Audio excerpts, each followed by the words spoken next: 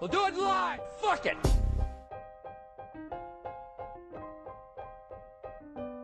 Psycho, weirdo, the whole list of names. You called me just to cause me shame. Well, now you will deal with my wrath.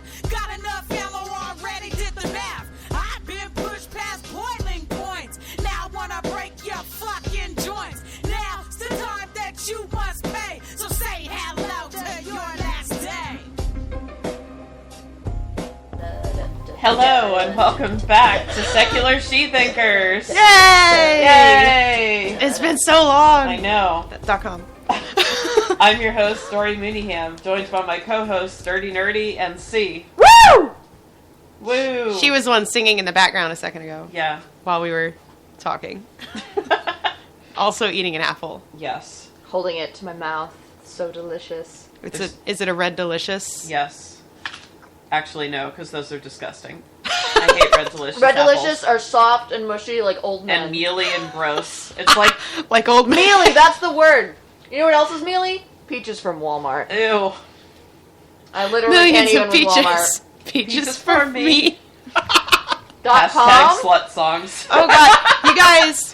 You guys, So you much has changed. She-thinkers out there, you have just, oh my god. I miss you guys, and I hope y'all were missing us. There's just so many You better more. be. You better. You better be missing us. There's just so much shit that's gone down in our personal lives. You Like, don't even. should I you just literally come out of the can't closet do just do that. now? it. Just do it. So, Go, Dory. I'm a lesbian, for those who didn't... Oh my god! Guys, you know what this means?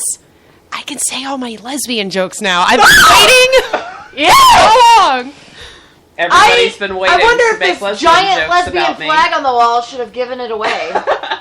Maybe. We're really not that You observant. fucking sneaky lesbians. Tricking us. Tricky dyke. Tricky dyke. Hashtag former bisexual. It's okay. You can still hang out with the bisexuals. It's fine. You're still allowed here. So should Every bisexual woman I fuck hurts the lesbian separatism movement. Yes! Fuck the I'm sorry. I just don't think it's biphobic to say that I don't want to fuck women who are attracted to men because that's just a personal preference. So I'm not even joking. There was this like biphobe on Dory's Facebook a while ago, like last week or something. Couple days. And after having to deal with her, I literally went and fucked a man out of spite. Literally? She's not I did. lying. Just like went to the next room, fucked a man. I was like, God, oh. And I sexted with some bisexual women just to stick it to her. She did. Yep. We announced it. It was pretty intense. Yeah. See, was just sitting in the room watching. Pretty much. I was like, whatever. We all live in the same place now. Oh yeah, we're all slowly moving into the same apartment now. So I'm moving out of my sister's house. So sad face. I won't see my niece and my sister and stuff as often anymore, but I can still visit. Same town. And Dory, Yeah. why are you moving? Well, Chris and I are, separating because you can't really marry a dude if I'm a lesbian. So, Yeah. Detangling there. So Yeah. that's been going on. And the best news of all, really, is that we have a bed now. Yes. And if you don't understand what that means, then you've never really been poor. Like, or homeless. okay, well, for Dory, it was less of a choice than for me. I just chose not to go home for a week. Well, Combination of mental illness and, housing issues and everything. it's just, and- sometimes it's easier to cope with company than it is Yeah, to be alone and sad. Yep. I just realized over the past month or so that anytime I spend time alone, I end up, like, having a complete breakdown. Yep. So I Same. just started spending more and more time over here, and then their roommate is like, I'm moving out, and then we're like, okay, we'll move in. And It was a beautiful day. it was. It was kismet. Kismet. It was Liz. I was trying to make a lesbian joke. It didn't work. Sorry. It's in there somewhere. The sound. Maybe it just needs to come out. But Wait, we have one of those. Oh, yeah. oh yeah, wait. Perfect timing. Nailed Comedy is all about timing, guys. You don't have to be handsome. If Jon Stewart has taught us anything, it's that you don't have to be handsome, and you don't have to be talented, and you don't have to be a good writer. .com. You just have to understand timing. .com. Oh, all right. So what's up first? Well, I don't even know. Tonight's show, we're going to talk about Banned Books Week. Yay. Woo! Spring break, woo! We're going to talk about our top 10 favorite banned books. We also have the secret word, Boston Troll of the Week, and maybe even a shitty sexist song if we have time. It's a good one, too. Yeah. Pick this one out myself. We also have a segment from our Justified Anger correspondent, me. Oh, yes. Well, that's our troll for the That's night. our troll for the night. It's a special troll segment. Yes. Special troll A segment. very special Into Troll of the Week the segment. troll cave. But first, a word from our sponsors. Shethinkers is sponsored by Audible.com. Every time you go to audibletrial.com/Shethinkers, not only can you get a free month subscription and a free audiobook of your choice, but we get $15 that can help us pay the bills, get better equipment, go to conventions, and lots of other cool shit. Woo! If you want to help us, but you're too broke to do it, just sign up for a free Audible trial at audibletrial.com/Shethinkers to download any free audiobook of your choice. That's SHETHINKERS, Shethinkers. I hope everyone Jazz at hands. home remembered to do jazz hands. I know it's been a while. A little rusty, but... .com. Oh, God. It works for everything. Alright, Let's not unleash this upon the youth. Jeez. What is our secret word That's for who the listens night? to us, the youth. Secret word. What's our The secret word? Shethinkers does not endorse the cool crime of robbery. Alright. Oh, right, secret word. The secret word tonight is censorship. No, children, you shouldn't be cheering this. Sit down, children! This is your last warning! Quit screwing around. You guys quit screwing around in there! Okay. What's censorship, Dirty? Apparently it's hilarious. Dirty nerdy! Is censorship when I give everybody my opinion about a thing and they tell me I'm wrong? That's censorship, right? That's... No. Sometimes I wish we had, like, video recordings of this so you could see the look on my face. Because, no. But then we couldn't be naked. What about my frozen peaches? What about my frozen peaches? Listen, Peaches are going out of season 2. What about my frozen peaches? My freeze peach! My freeze peach! Millions of peaches. Peaches for me. Hashtag slutty songs. Okay, apparently C is confused about what censorship is, so let me explain. Censorship is actually the suppression of speech that is considered harmful, objectionable, sexually explicit, or politically dangerous by a government or regulatory agency. That's like the really important part. Currently, censorship is most often advocated for when it's for the good of the children. Like, most of the banned books that we're going to talk about tonight were banned from, like, school libraries and stuff like that. Or community programs for kids. Or community programs for kids, because heaven forbid that children hear anything that might remotely possibly upset them in any way or make them think. Yeah, or make them think. Literally never read a challenge book them. where I was like, oh, that's Yeah. horrifying. I wish I hadn't read that. No. So, I mean, like, maybe, like, anything Hemingway wrote because it's awful, and Hemingway's awful. But, Hemingway like, you is know, boring. He's a But even- misogynist. I have no time for misogynists. Even Hemingway, you could at least be like, well, he's got a good writing style. He's just an asshole. Yeah. Women are not But it still soup. bored me. Right? Women are not Women are soup. not soup. That's going to be shorthand for I don't have time for your white male author bullshit. Just like whenever we see people trying to enforce heteronormativity really hard, we say bone titties. Bone titties. Bone titties. Y'all have to explain that one to me because Okay, so I there's missed this it. picture on Tumblr.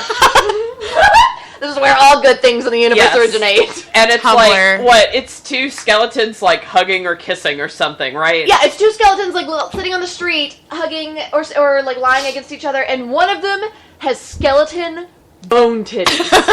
And it's because hetero people can't handle non-hetero love so much They'll put titties on a skeleton just to make sure that you know that they're a straight couple. Straight people are crazy and must be stopped, I think is what it said. It was like, they will put titties on a skeleton in order to... Okay, so from now on, first of all, the secret word for tonight is censorship. So anytime I say censorship or censor or anything like that, and it's not the same thing. I'll take a bite of this apple. You'll take a bite of that apple. And we'll drink our wine? We will drink our wine. wine. Oh, I'm out of wine! There's more in there. You'll have to wait for the commercial now. Yeah. That's what you get. Darn. Alky. Anyways, I forgot what I was saying completely. Okay, yeah, censorship is the secret word for the night. You guys quit screwing around. From now on, anytime we talk about heteronormativity, bone titties is this code word. And anytime we talk about, white male authors or philosophers or blah, blah, blah, blah, blah that aren't really that great. Women are not soup. Women are not soup. That's all we need. All right, so those are the inside jokes for the night. I'm sure we'll come across more. I'm sure we will. Next censorship. up, we've got the extra special Troll of the Week segment. Who's our Troll of the Week this week? See? I'm sorry. This music. She's dancing. It's got me. She dancing. I'm dancing. This is why we need video recording. I need a video recording. Well, then we couldn't be naked. Well, what we do is we Why do aren't that. we naked? Just do the blur. You told me thing. it might be too cold. No, I was thinking you do the time lapse thing, so it's like super fast, so like it's never really. You want to do We're it not behind the You scenes just want our segment? titties bouncing extra fast. Our bone titties. Our bone titties. Mine don't bounce. Mine are bone titties. I'll make gifs of us bouncing up and down on my couch. Oh, God. It'll be glorious. I'm gonna be naked except for like my hat and my Pride sunglasses, so no one can see Your me. dirty nerdy mask. It's my dirty nerdy mask. Yeah. Okay, so yeah, basically what you were going to say about censorship is it all boils down to the FCC and think of the children. Yeah. Think of the children. What about the children? What if the children see a woman have an orgasm on TV? What will happen then? Then they'll know that women might be sexual beings of It's our not own. true! It's not true! It's not true! It's not true! It's not true! That female sexuality can exist outside of men and their dicks. No! You're lying! But bone titties. Bone titties! I think women are not soup may have worked well for that too. But, Right? I mean, like, if a woman's sucking dick, PG-13, I mean, Yeah. 13 So, like, censorship is like the MPAA with the rating systems and FCC, and anytime And the you hear... FAA isn't even, like, a government organization. No, it's But not. it's It's a private effectively- entity that is effectively appointed and operated. Yeah. And then, if you go to a local school board meeting and they're talking about, oh, no, the children shouldn't read this book because gay or something. That's typical. Yeah. Like, most of what we see of censorship, at least in the U.S. these days, is that's like overt censorship by the government is for the good of the children bullshit. Yep. And there are specific there's- laws and rules for yeah. this, like George Carlin's famous You're not routine. you're not George supposed to Carlin's show famous porn routine to children. Seven words you can't say on television. 7 words you can't say on television. That routine being aired on a radio prompted, a lawsuit which ended in the FCC enforcing new regulations about basically like Adult Swim. The show's Adult Swim. It's called that because when Adult Swim begins, that's the time at which I think it's like 10 p.m. or It's something. 10 p.m. It's 10 p.m. because you expect kids that can't watch that shit to be in bed by then. So now adults can watch whatever the fuck they want on TV.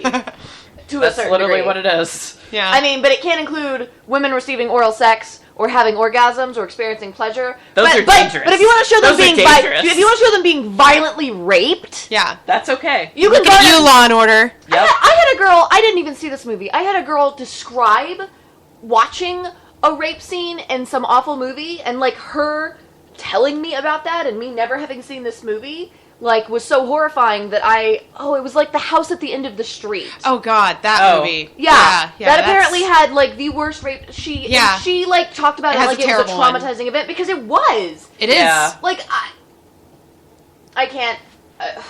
So Those are the kind of things that I legitimately don't want my children to see.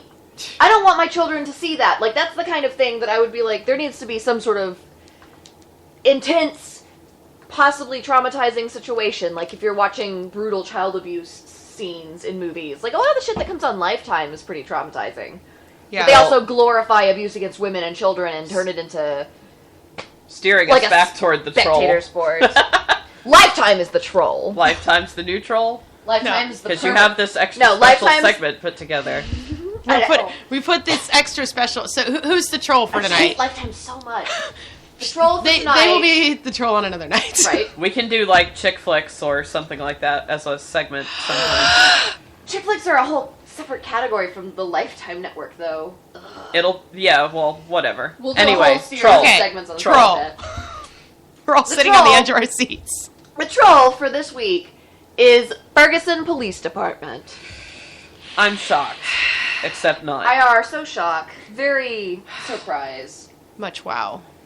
Alright, so you want me to just play this? Yeah. Alright. Lynched, publicly executed, murdered. All of these words accurately describe what Darren Wilson did to young Michael Brown that day in Ferguson, Missouri. Many young black people have been organizing to defend themselves from this onslaught of white supremacist police brutality. Two of these groups are Lost Voices and #HandsUpUnited. Lost Voices has been working non-stop, peacefully protesting since right after the lynching of young Michael Brown. On Friday, September 26th, Ferguson cops executed a coordinated attack on these groups, destroying their property, trashing their signs, threatening and intimidating them, and brutally and violently and illegally arresting the two young women who lead these groups. Now, as a group of white, intersectional feminists, there are a lot of things we can say, but I don't think there's anything we can say that can more accurately convey the situation to you than just listening to the voices of those young black people on the ground experiencing this. Because yes, it was all caught on video. A few trigger warnings before we hit play.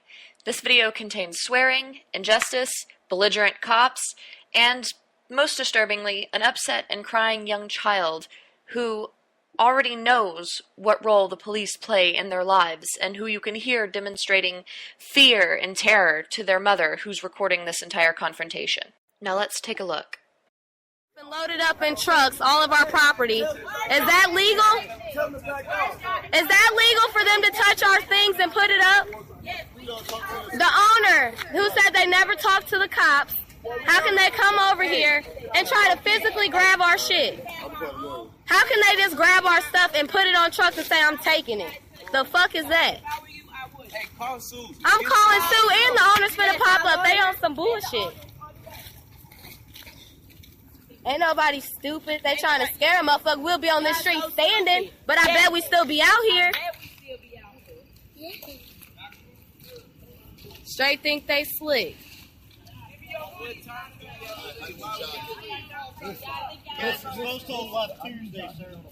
We understand Tuesday, but what did we do?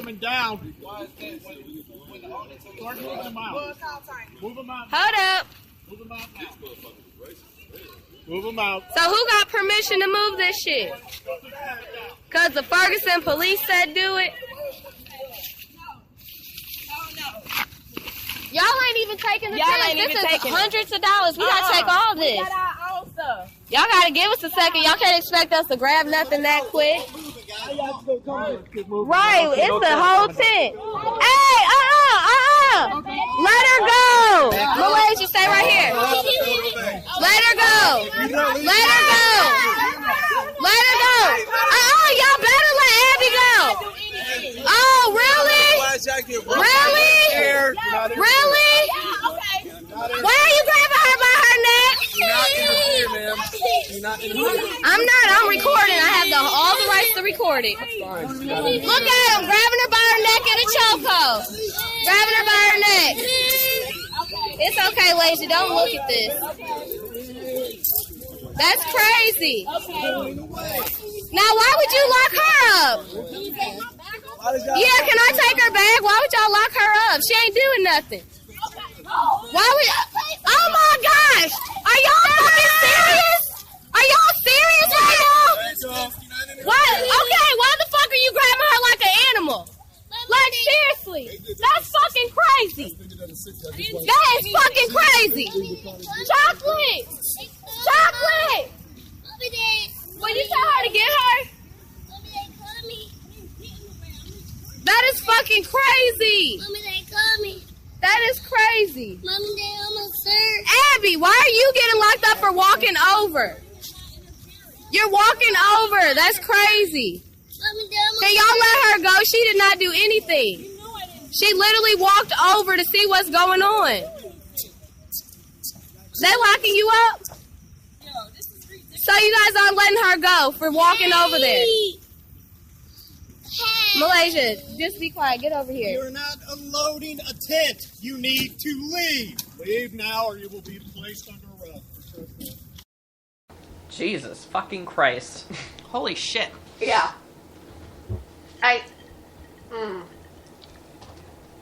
That's not even everything that happened in Ferguson over the week. That's just... No, you could do a whole fucking show I literally could do a whole fucking show on just the things that have happened in Ferguson in the last week. If you want to talk about the whole incident since the Michael Brown shooting, that would be... Oh, gosh. Yeah. We'd have to have, like, weekly segment, or, like, daily segments. Right. To be able to cover that. 3-part miniseries or something. Something. But, we really needed to focus on that since a lot of that has been going down during our hiatus, and so we weren't able to discuss it very much. So we definitely wanted to bring it up on the show now that we're finally back. And we might actually make some miniseries about it. That would be fun. Okay. And, you know, I haven't even looked into yet how this shit has been, because I don't get my news from, you know, the 24-hour news network, so I haven't even looked at what they've been saying about this, but I'm sure whatever it is, it's inaccurate. I'm sure. Yeah. No, Tumblr and Twitter, man. Tumblr and Twitter. You just follow people who are actually there. That's Yep. all you have to do. It is all you have to do. It's like, oh, look, I see video of this. Oh, now I know what's happening. Yep. There you go. Welcome Taking to out the internet middleman. age. Since the middleman won't stop lying. Right? Emphasis on man. Now, did you want us to play this, is this... Actually, yeah, that's a little piece of the recording we just heard, where, because I was saying earlier, you can hear her son on this recording. You can hear, like, him getting more and more terrified the closer the cops get. There's also a video. Yeah. I implore everybody to actually look up the video that this comes from.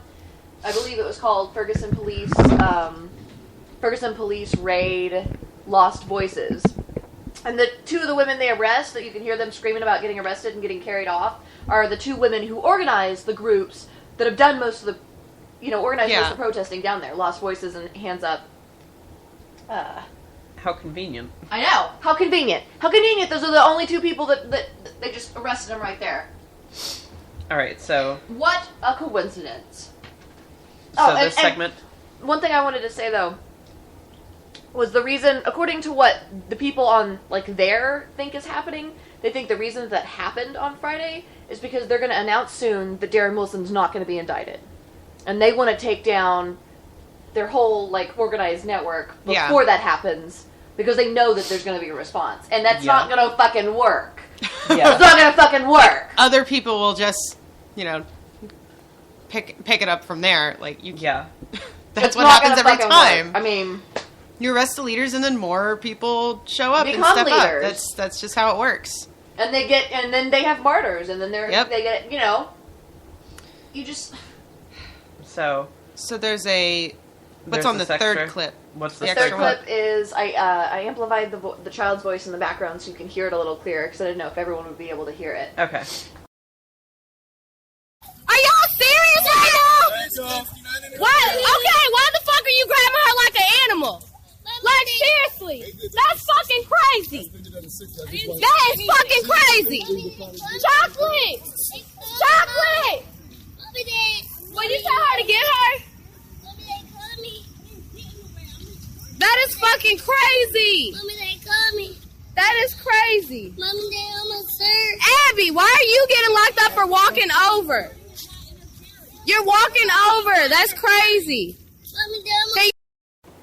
Yeah, Mom, they're almost here. That child is... You can't tell me that the cops are any fucking different than the fucking KKK, except that they got more weapons and they're more organized and more violent. Like, when I listened to this clip earlier, I got goosebumps as soon as I heard that child. Mm-hmm. That's terrifying. Yep. And you wonder why kids don't grow up wanting to be cops. This is why. God.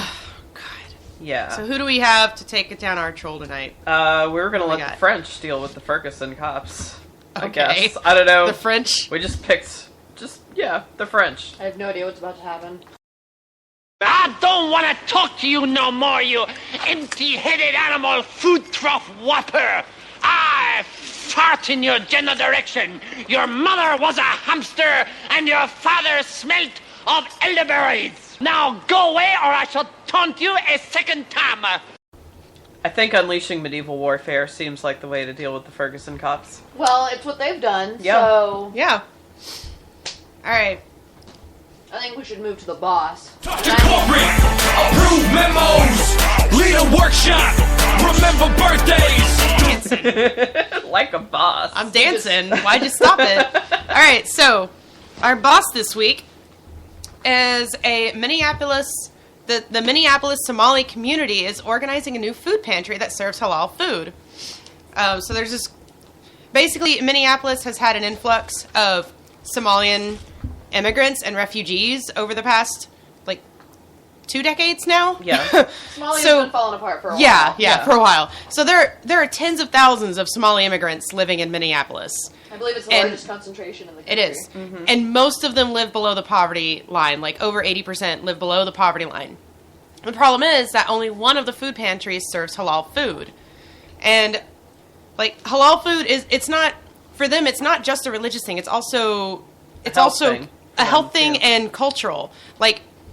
You can't expect people to eat stuff that they've never eaten in their entire life. And They'll for have them, They're physically repulsed by it. Like- A similar thing happened when the Japanese were interned. They tried to feed them food with white American Yeah. palettes, and they would put sweet things on rice, and they were Yeah. physically repulsed by it. and in fact, the UN It's not itself, a negotiable thing. the UN itself has stated that you can't just give somebody sustenance. If you're going to provide food, food is not only a human right, but also culturally appropriate food is a human right. Mm-hmm. You can't feed people even people who are starving. You can't feed people who are starving who believe it's wrong and you immoral to wouldn't- eat beef. Because Exactly. it's wrong. That is wrong. Not only that, but if they've never eaten something before, That can be very bad for They them. might be allergic. They might become sick. They might not be able to digest it. They might not be able to cook it.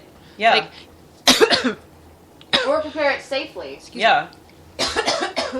Yeah, if you've never If you've eaten never a dish, prepared something before, yeah.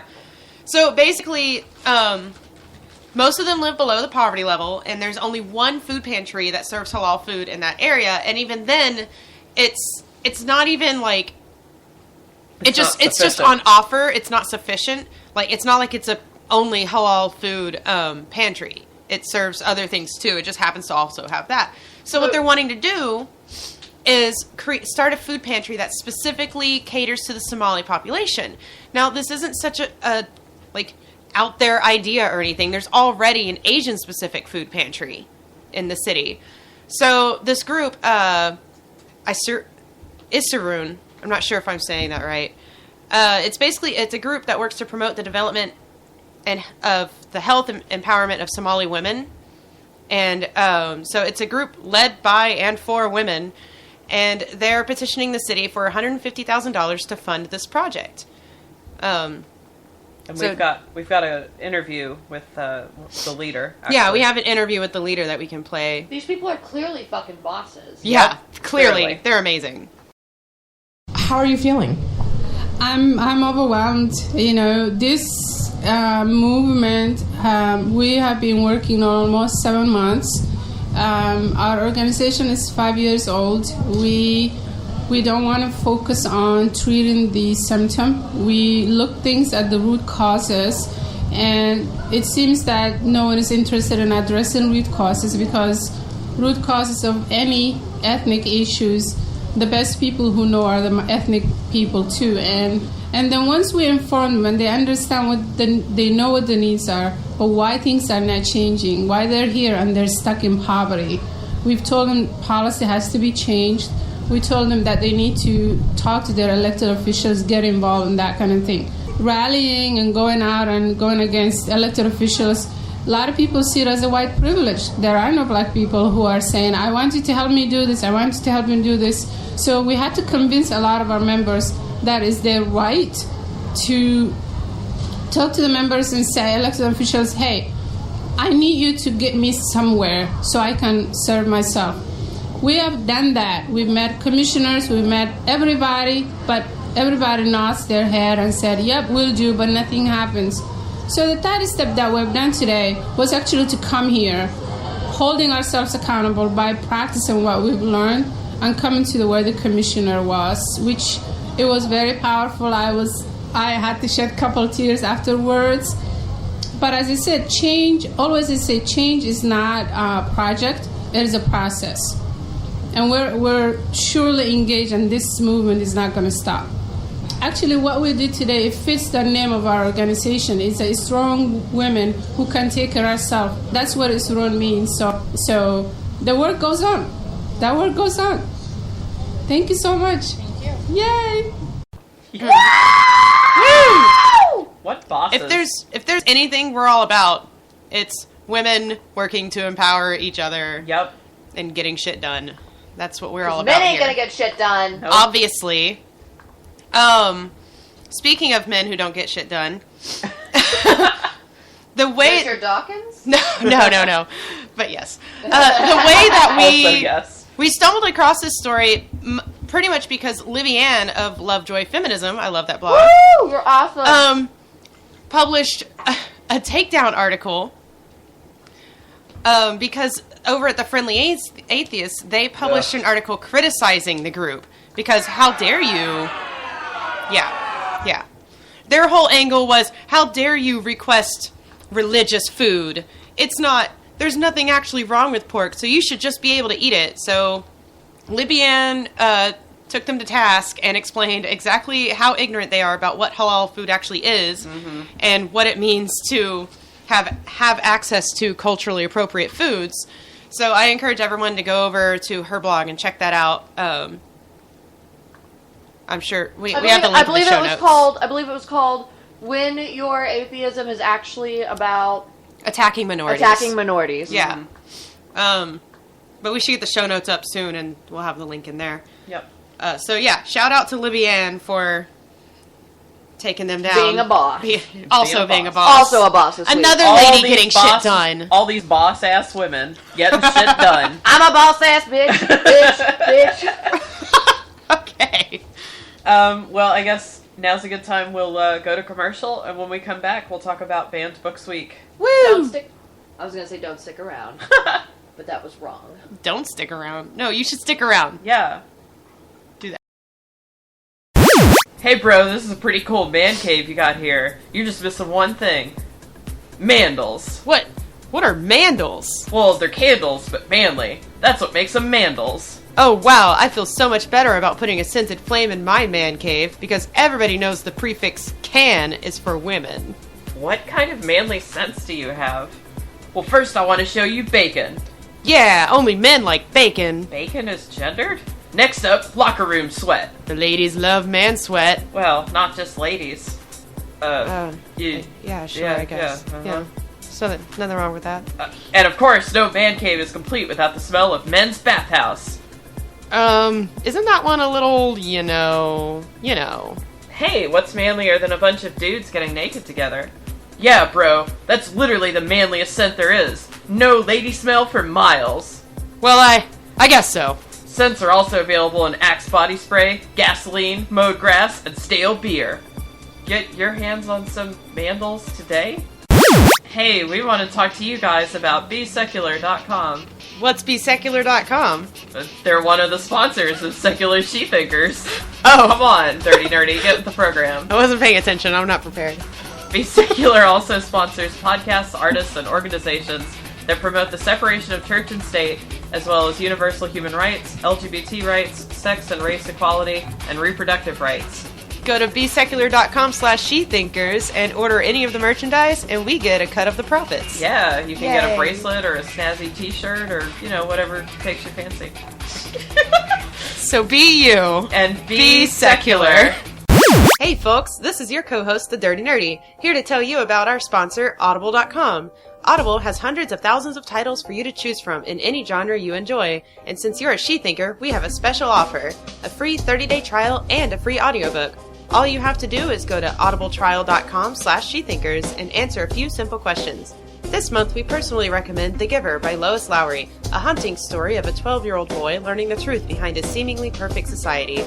So go to audibletrial.com/shethinkers to get your free audiobook today.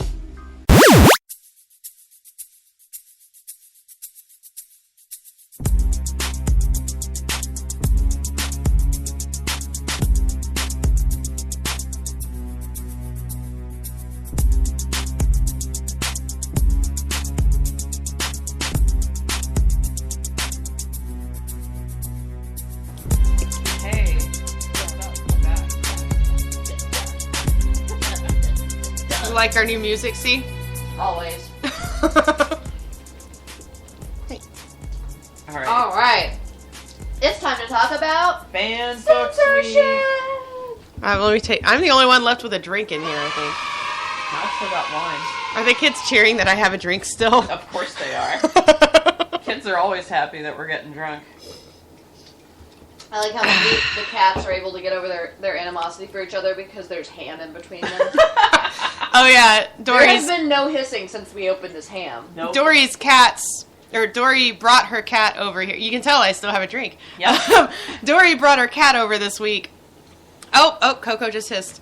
And so we've been trying to get the cats to get along before we bring Troll Kitty over here. Yeah. And I opened up some snacks on the table. It's like turkey and cheese. And ever since we opened that, the cats have been getting really close to each other from the opposite directions trying to get to it. Go It's figure. great. Stop feeding them cheese. I want to eat that. Oh, I'm not feeding them Right. cheese. I only feed them the meat. Well, also that. I want to eat the meat, too. Alright. Hashtag buy slut. Just tacos for me. Stop eating my meat then, Dory. It's my meat. I'm confused. .com. Hashtag greedy bisexual. Alright. These are not the titles of any of the banned books we're discussing. Oh, right. These aren't really in any order. They're not. I just put them on there, We so... just kind of threw them together. These are just 10 banned books We're that going to list them we and then talk about enjoy. them all, or talk about them one at a time? One at a time. All right. I'll get confused otherwise. All right, so Handmaid's Tale, first on the chopping block. By Margaret Atwood. Why do we think this one... What do we Okay. think the Okay, does excuse anyone have a is given summary? for this one? I've never read this. I have no fucking clue. Oh, I the just know that it has summary- to do Dirty with the Nerdy Christian knows this theocracy. Yeah, the summary is basically that there was, like, a militia, like, overthrew the United States government and created an ultra-conservative, like, loosely based on Christianity theocracy. That pretty much there was a birth rate decline and everything, and they didn't really know why. There's some speculation in the book, but there's no real reasons given. And they basically took any woman that's deemed undesirable or sinful, and they gave them a choice. They either, like, well, they would either kill them, like public executions, or at one point in the book you find out that there's a secret underground, like, sex worker thing going on. And or you could become a handmaid. And basically what they did was they took women who proved in their past life, quote unquote, that they were fertile because they've had a child, and they assigned them to a wealthy couple within the regime. To get pregnant and have a baby? To get pregnant and have their baby. I like to think the reason the birth rate's declining is because women have a secret underground abortion network. Nice. Well, that's like... Hashtag headcanon. A book I've never read. Yeah, so that's basically the premise, and the whole book is seen from the eyes of a handmaid. Mm-hmm. She's in their house, and it's based off of what's the story in the Bible where he doesn't believe, like his wife doesn't believe that she can get pregnant, so she brings a handmaid in, and he gets her. Yeah, Sarah and Leah, something. I'm really bad at Bible stuff. I don't know. It's been remember. a long time since I've read the Bible. 'Cause I already know it's shit. I don't need to read it again. It's all shown from her point of view, and you never really find out, like, what her real name is. It discusses her past a little bit. Like, she used to be married, and she did have a child, and her child was taken from her. Most of the women, whatever children they had, were either killed or taken from them. So, was it because of all the violence that this book was banned, or...? Why do we think this book is banned? Okay. Yeah, why do you think this book was banned? I think it's banned because the reason I read this book was because my senior year of high school, we were reading Brave New World, and I told my English teacher I was bored with this. because Brave New World is fucking boring. And she was like, yeah, I'm sorry. I'd rather y'all read Handmaid's Tale, but I'm not allowed. Like, that would cause problems. And I was like, why? And she was like, well, it talks about rape, and it has explicit sex scenes and... Explicit rape scenes, or it talks about rape and has explicit sex scenes? Both. Okay. It has this whole monologue in her head at one point. It's one of the parts of the book that really sticks out, where she can't decide whether or not what's happening to her is rape. And it has the word fuck in that. And basically, that's what it is. It's like... So basically showing what life is like for a lot of women is too fucking hardcore it's too explicit, for people to talk about? Which is weird, because Brave New World has tons of sex in it. Talks about sex constantly. We've read books that had sex in it all the time. But this is from a girl's point of view. Allusions to rape, but we never read a book in think school the actual that reason explicitly described rape. Yeah, the actual reason I think is pretty much it has the word fuck in it. And oh no! Quite a bit. Oh lord! And it's from and it's sexually explicit from a woman's point of view. It also talks about queer stuff a lot because her best friend and roommate in college is a lesbian, and she talks about that quite a bit. When she talks about her past life. It talks about real women, but real women and women's lives. And, it's rape and so basically they're just talking about ladies women need to be quiet from a woman's point of view instead of a dude's point of view. Because, like I said. Women just be quiet. We were allowed to read Brave New World, and this is a book all about a society based on Ford's shitty philosophy. Right. Where they can just have as much sex as they want, and they talk about it. They even talk about it, like, they talk about abortions in both books. Yep. So there's nothing that is talked about in Handmaid's Tale, really, other than the women's point of view. That isn't discussed or briefly mentioned in Brave New World. So female sexuality is what actually makes Handmaid's Tale threatens them. So if Handmaid's Tale was a shitty book written by a male author that had a lot of sex in it and had a lot of rape that wasn't called rape in it, or that was about a guy and that described him getting his dick wet all over town, like, this would not be like a band. No. Probably not. And I just want to remind, just to let everyone at home know, this was in a class that was supposed to be doubling as my high school senior English class and as my sophomore college, literature class. What a joke. Yeah. What a fucking joke. Yeah. We're supposed to be taking a college class, and they thought that this was too explicit for us. Just too much for you. That doesn't even make sense. If you can't have a basic level of respect for children, you need to get the fuck out of the education system. And we weren't even children. Get the fuck away from children. Almost everybody in this class... I consider teenagers children. Almost everybody in this class was 18. The youngest person in the class would have been 17 because it's a senior class. So these are all people basically all of age. Old enough to have sex. We're all old enough to have sex in this class. But then you'd have to actually have a discussion about rape culture. Yeah. So, Handmaid's Tale to this day is a very important book for me. So maybe if somebody in one of my fucking classes had talked about rape as like a thing, because how many women get raped? A lot of us. So why can't it be something that's normalized in discussion so that it can be normalized in discussion so that we can fucking discuss it? Yeah, it's like, what, 1 in 3 or 1 in 4? I think that is an underestimation. Yeah, honestly. no, I think it's like at least half. Yeah. And you know what? You can argue. I've had people fucking argue all day with me. Fuck you. I know a lot of women. Over half of us have been fucking raped. Yeah, it's pretty rampant. Almost every woman that I know well enough to discuss, personal topics like that has told me she was raped or had attempted, it was attempted on her. I'm going to say 9 out of 10 women that I know well enough to have that. Yeah. Especially women who have rape attempts. Yeah. But, because it didn't happen, it's almost like they they don't ever think about it. Yeah, you don't talk about it. Unless it comes up somehow. And then they're like, there was this one time that I got roofied, but then, my friends took me home, and I'm like, so you narrowly escaped getting raped. Yeah. But, we can't... But here's the thing. Every single woman friend that I've had in my life has been sexually assaulted at some point. Whether it was when they were a child, or when they were a child, a teenager, adult. Or an adult. Yep. Every single one of them. So the thing is, and it's not uncommon for a lot of us to have had it happen. I've been raped on multiple occasions by people who didn't know each other, who weren't involved with each other, who, you'd think it happens once, and then, okay, karma, so it shouldn't ever happen to me again. No. Literally, it'll happen again. I know a lot of women who've been raped multiple times by different attackers. Here's the thing. having been abused or victimized in the past is a predictor for having it happen again. Yep.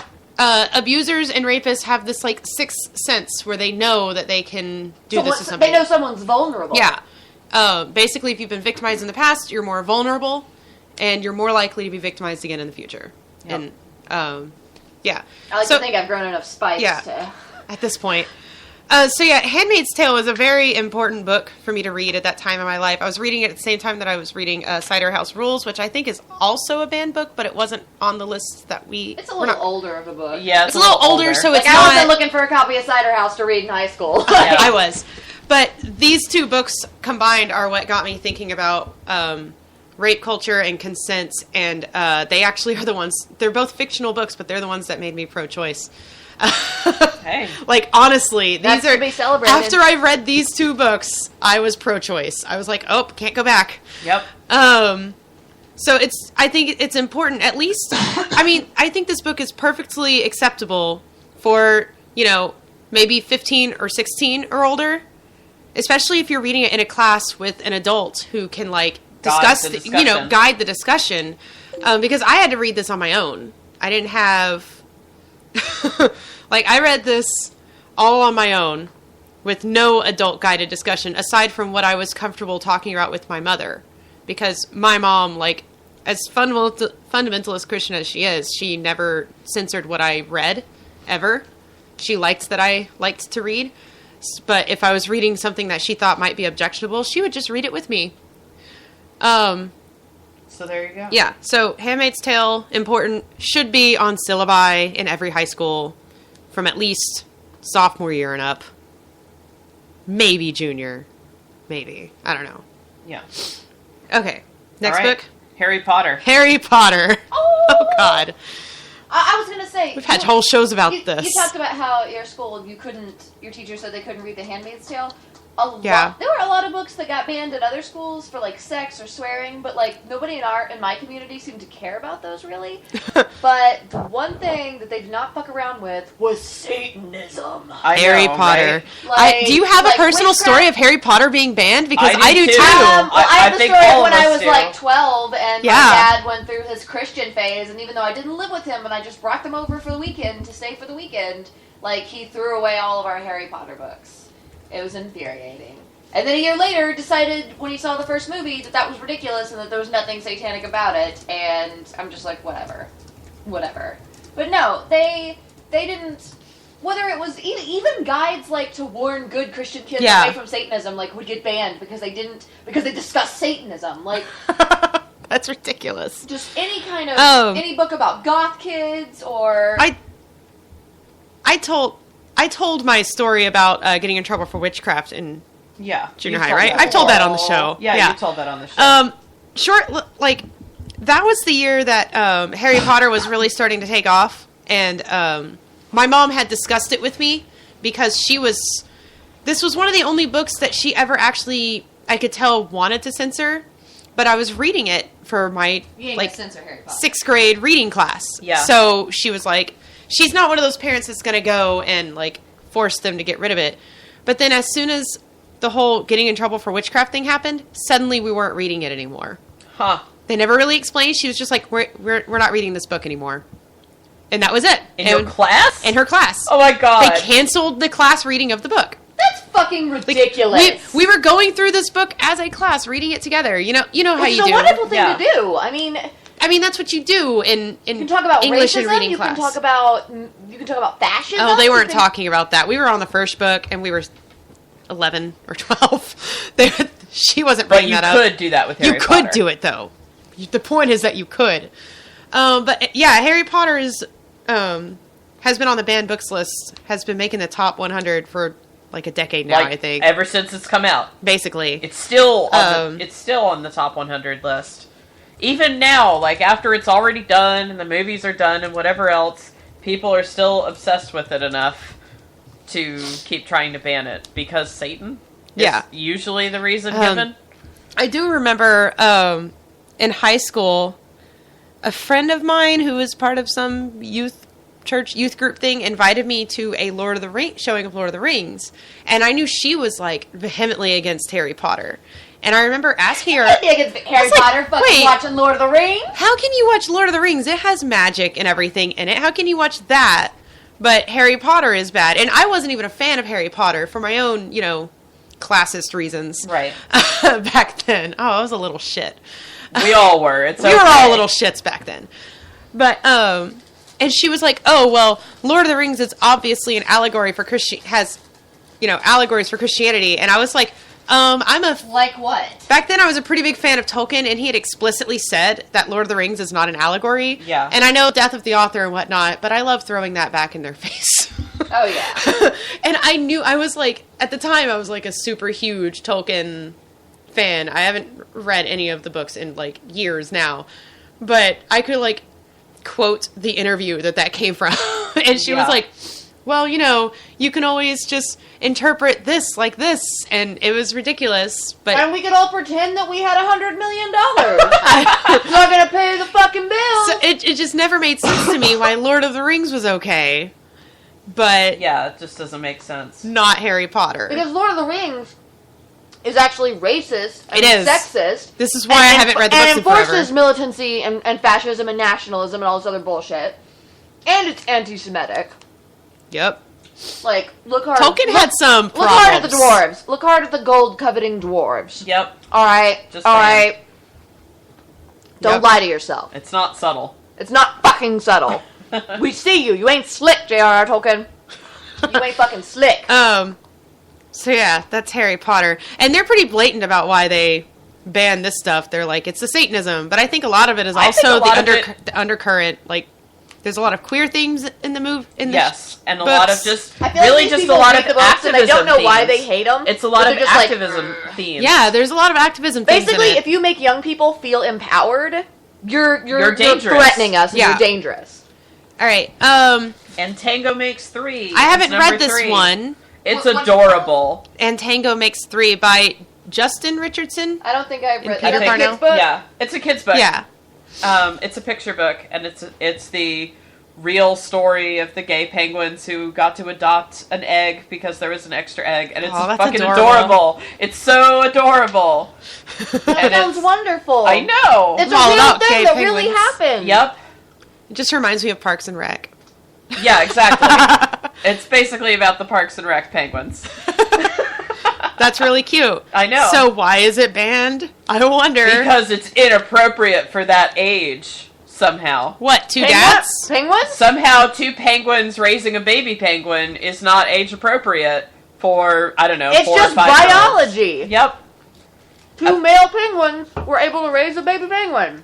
They're called uncle penguins in scientific literature. Just throwing it out there. I want to be an uncle penguin. Me too. Or an aunt penguin? Aunt How would that work? But yeah, uncle penguins are a thing. So it's pretty obvious that any mention of anything that's not heteronormative, bone titties.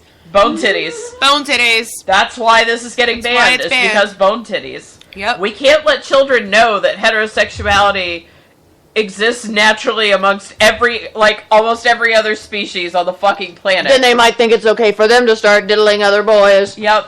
Oh my goodness. And we can't have that, can we? We can't have children thinking that the way that they are is perfectly fine and a natural way of living in the world. You're dirty! Go wash your hands! You're so dirty! Jesus. Alright, The Giver, number 4. The Giver by Lois Lowry. This was my favorite book. I'm still reading this book slowly. It's on my Kindle. I just haven't read it. I think everybody jerked it so hard when I was in junior high and high. They were like, "Oh, the Giver." No one else. I was just like, I'm not impressed by this book. I wanted to know more about the girl that he liked. That's always how I feel about pretty much every book, did not give a shit about this guy, and I thought he should have just become one of the other normal people. He clearly couldn't deal with the truth he was being given. He just fucking went off and killed himself somewhere or something. I don't even know. Fuck that.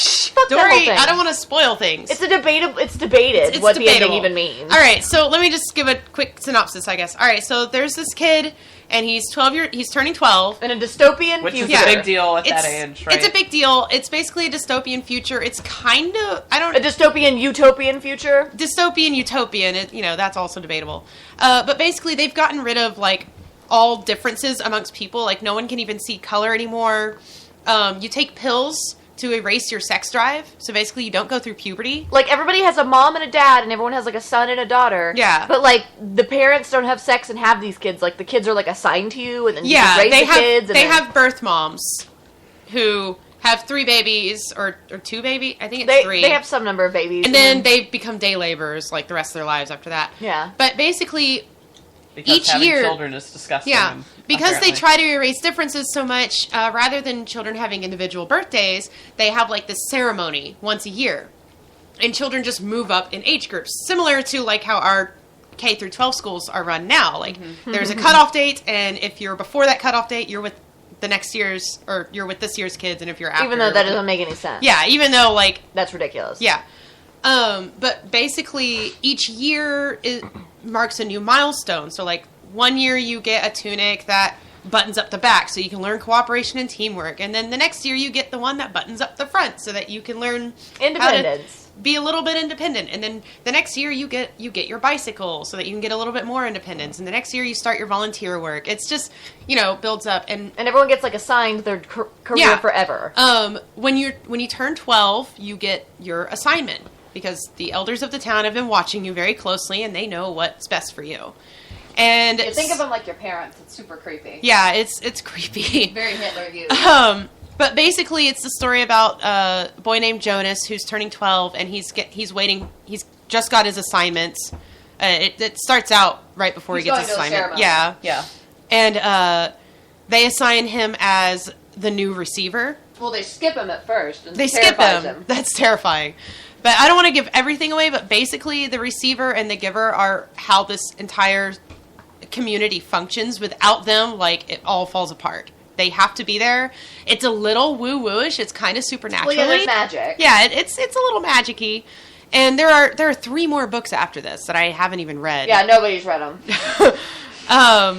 But yeah, and I'm gonna say, like, basically, I read this book when I was in 4th grade. Yeah, right? I was around that age too. And I guess the book didn't really get popular until a couple years later. Because no one I knew talked about this book. I just happened upon it in the library. And I was like, oh my god, holy fuck, I love this book. And it was the first dystopian I'd ever read. And, like, I've always had a love of dystopians. It was one of the first ones I read, too. Yeah, so, like... And you don't really realize it's a dystopian until you're a few pages in and you're like, oh, Jesus. Yeah, I didn't know what was going on. I was like, what?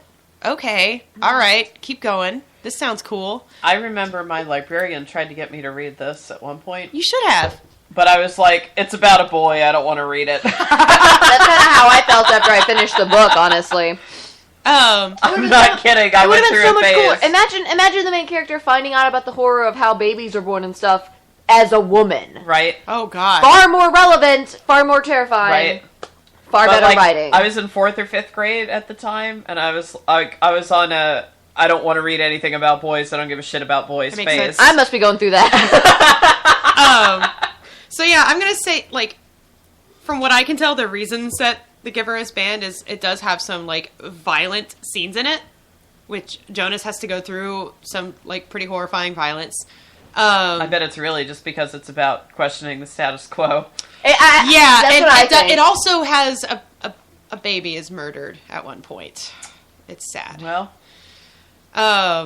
But it also has that, so I'm guessing those are the blatant reasons why they're like, how dare they? Probably the baby murdering scene. I feel like that's the one that, like, kids would tell their parents about, and then their parents would get all worked up about. That's what it seems like. It didn't seem that particularly horrifying to me. Like, I was more horrified by the overall concept of the horrible world they lived in, where, like, you didn't get to make any choices. His reaction to what was happening was, like, the scariest part for me. I remember when I was first reading it. Yeah, I was like, and I couldn't connect with him. Like, I don't know. I was just like, why don't you fucking run? I was just like, you need to leave. I also, or become the giver and then, like, give everything to everybody. I also would not embrace, like, being a girl and being feminine until I was, like, 19.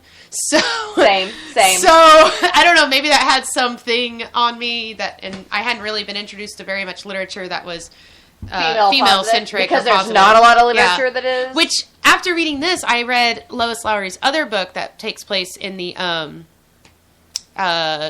during World War II. Mm-hmm. It's little girl in Denmark who helps her Jewish neighbors escape Hitler, pretty much. Nice. Yeah. What Number the Stars? It's called Number the Stars. Oh, okay. Yeah. I read that book after this, and I actually did like that book more for a while, but then I went back to loving The Giver just because I love dystopians so much. Apparently it was made into an awful movie Yeah. that strayed from the book completely and invented new characters and... I've heard mixed. I have a lot of friends who are fans of the books, and I have some that have said they loved the movie adaptation, and others who have said they didn't. And so I kind of want to hold my own judgment until I see it. But yeah, I would say... Speaking of movies you need to see, the next book is also a movie you need to see. I would say some of the underlying themes in The Giver are about, questioning the status quo, realizing that adults lie. Oh my God. Realizing that adults lie, and that the whole grand purpose behind all of the institutions that run the society are fundamentally fucked up. Yeah. That's a really scary thought, too. Yeah. So I think those themes, it's a little anti-authoritarian, and so...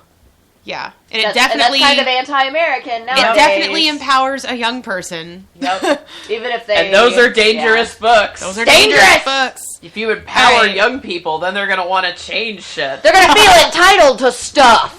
All right, so what's the next banned book? Next one is Perks of Being a Wallflower. I have not read this one. By Stephen Chbosky. Yeah, I read this one with my Gabies, actually. It was one of our book club books that we did.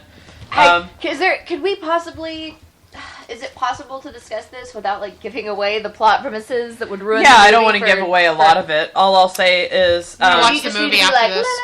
The book I'm itself... going to go in the other room and eat this cracker. The book itself is basically just a series of letters that a boy named Charlie writes to a stranger. And you never find out who. It doesn't matter. You never find out who. It doesn't matter. It might as well be a diary. It's basically you. He's writing to you. He's writing to you.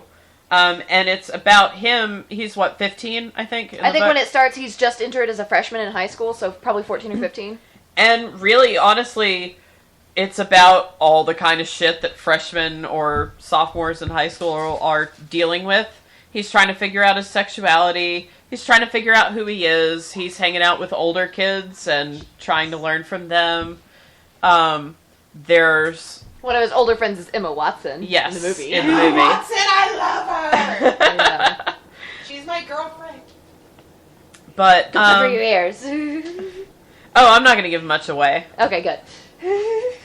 I think the reasons why, the official reasons why, are because of drug use in the book. I forgot about that. They smoke weed and they do mushrooms. They smoke weed and they do shrooms, I think. Shrooms or acid. So they do drugs, which... Newsflash! Teenagers do drugs! I was one of them. And when we read this book with my Gabies, I was like, look, I'm not going to bullshit you. I did drugs when I was your age. Duh. The only bad thing I can say about weed is that it makes you okay with being bored, and that can make you a boring person if you use it too much. Yep. That's all that I told them. I was like, that's really the only negative thing I have to say. I was like, other than that, hallucinogens you should use very sparingly. And with trusted friends. With trusted people. It's just be smart. Just be smart whatever you decide to do with your life. Be smart about it and be safe about it. And, just all the harm management. The other reasons are for sexual content, which I think is really dishonest because... Okay, I haven't read the book, but I've seen the movie. Does it describe, his dreaming sexually about the girl he has a crush on, or does it describe him making out with his girlfriend? What does it actually describe? I'm concerned that it conflates a lot of different things that really should be spelled out separately. In the book or in the criticisms? In the criticisms. Okay. When they just say sexual content, I'm like... They're a lot probably of not talking things. about what I would call sexual content. Yes, They're exactly. talking about an entire different category of shit going on. They're not talking, the fact that they're We're not going lumping... to tell you why, but there are serious trigger warnings for this book and movie. The fact that they're lumping non-consensual sex and consensual sex together as if they're the same thing is what I find problematic with the sexual content They're so controversy gross. or whatever. anytime I read a book that's like coming of, this sounds like sort of a It's coming a coming of age. It's a coming of It age is. story. Anytime I read a book that's like coming of age, like Perks Being a Wallflower, Dealing or, with sex is part of coming of or age. what's the one Sometimes that I so is dealing with non-consensual. Sometimes what's the one so that is I dealing really with don't like, but it's non-consensual like sex. the quintessential Catcher in the Rye, Ah. quintessential coming of age story. But here's the thing, White bro coming of age. I know. I don't like the book either. But here's what I see about it. They're like, oh, this is inappropriate for children of this age, and I'm like, the person in the book is this age, Right. These are This things is that shit are that This is the actually age happens. that kids are dealing with this. This is the age when your child is going to be dealing with it. Why not read about it and Do you want them to be unprepared and ignorant? And I'm not saying that everybody in these coming of age books does the exact correct thing that you should do in these situations, They but at often least don't. it's, But it gets you thinking. it gets you thinking about it. Makes you think, what would I do? Would I do this? Would I have done this other thing instead? And so it just makes no sense to me to say, oh, well, this is... my 15-year-old is too old to hear about what happened to another 15-year-old. Like, really? I don't think so. This is shit that they're going to have to deal with. And so Especially when you think about the fact that any other country besides America and a lot of Europe, 15-year-olds live completely different lives than They do. than the sheltered realities of Westerners. They really do. Like, oh, they're too young to deal with it. Do you know what fucking 15-year-olds, some other 15-year-olds in other countries deal with? Like, And I'm not saying we should, like, intentionally traumatize 15-year-olds just No. because.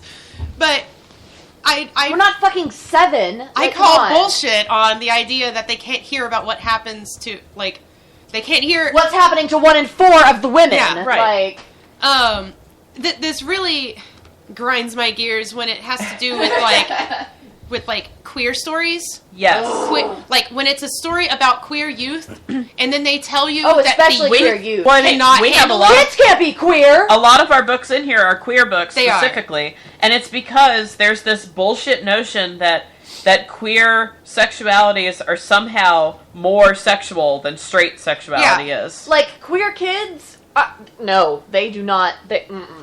Like, queer adults is one thing. Statistics actually show that queer kids delay sex compared to their straight peers because they smaller have to, dating pool. Yeah, A lot smaller of the time. dating pool, and you've got to like deal with your own shit Yeah. before you can, you know. Well, I mean, I dealt with this in my own personal life. I had somebody after I came out say, like, how dare you, like, how dare my children know about you? And I was like, Yeah. well, your oldest, the only one that even knows is 16. So There are queer 16 You think they don't know about the gay? there are queer 16-year-olds. Why?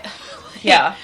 You're one. It's like acting like a straight cis child, hearing about the existence of queer people to them is more traumatizing than It's like being you an told- actual queer youth. It's like you told them that Santa's not real. Yeah. It's like you violated How one of those. dare you. It's like you telling somebody's little kid that Santa ain't real, except you told them that gays exist and that they're not horrible people and that they're, you know. Yeah, that's their Santa Claus that you just That's destroyed. their Santa Claus. And I'm sorry, but 16 years old is too old to be, believing in Santa. Any age 16-year-olds is too know old. about the 16-year-olds know about the gay guys. They know. Any They know. age is too old to not be aware that queer people exist and that it's perfectly Pretty much. fine. Like, Yeah. There are queer toddlers out there. Don't even fucking talk to me. Age-appropriate queerness. My queerness is appropriate for all ages. There are babies raised by queer parents, and it doesn't seem to destroy them in any way. Yeah, that's the thing. I'm like, wait a minute. So like, if I tell a 16-year-old I'm getting engaged to a man, that's okay. If I tell a 16-year-old I'm getting engaged to a woman, suddenly that's me involving a 16-year-old in my sex life. Yeah. That's an adult thing. You don't need to talk to them about That's that. bullshit. It is. It's all bullshit. So yeah, I think that's really why Perks of Being a Wallflower is on there, is because it deals with a lot of queer issues. Yeah. And it doesn't get preachy. And It explicit doesn't queer. Yeah, it doesn't get preachy and explicit queer kisses. Yeah. And not just queer sex, like queer cuddling and affection. Like It actually deals with consent pretty well in this book. it really does. It's one of the main themes. Yeah, it is. So, I mean, it's a great book. You should totally, foist this on every high schooler kid that you know. Yes, apparently. Here, it's read very this book. I know It's what a great high school way to- I'm giving this book to. It's a great way to talk about, all the shit that high schoolers have to deal with. It's a great segue to talking And about it shows, anything. I watched this movie and, I saw myself and my friends from high school in the characters. Yeah. I believed the characters. I was like, these are obnoxious teenagers who think that, like, this is the most important time of their life. Like, I was like, I know these people. Yes. This is me and my friends. This is us dancing, thinking we're different from all the other kids at the school dance. I was like, these are real people. Yep. It was Yeah. amazing. Yeah. All right. So Next book. next book. I haven't read this one either. So. Chocolate War. It's So the this is Chocolate you. War by Robert Cormier. Okay, so I had this wonderful, wonderful teacher when I was in junior high, who was our English and theater teacher. And for PAP English one year, she had a banned books project because she lost some fight with the PTA to not have a certain book banned. So she had put a shelf in her classroom outside in a portable and just filled it with all kinds of banned books. And she said, here's your assignment. This is banned book month for like February or whatever. Everybody has to pick one book, read the entire thing, and then write a report about what you think the reasons they banned it were. And then like you had to write another one, I think it was. I don't remember. It was a long time ago. But you basically had to write about why you thought it was banned, and then what were the reasons people actually cited that it was banned, and do you disagree or agree with the reason? What we're doing right now, basically. Basically what we're doing right now. I disagree. Thank you, Mrs. Hughes, for preparing me for this day. I picked out the Chocolate War. I never got this assignment, so I am perpetually unprepared. Right? I basically missed the day where everyone picked their books, so all the books I wanted were gone, so I just picked this one randomly, because it was about dudes, written by a dude. I was like, ugh. But it was one of the only ones I hadn't read. And it's basically about this teenage boy who goes to this all-boy Catholic high school called Trinity.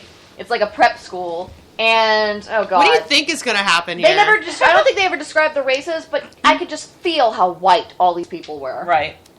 And, okay, so he goes to this all-boys high school, and there's this guy that he sometimes kind of hangs out with who's basically a fucking sociopath. He's like this...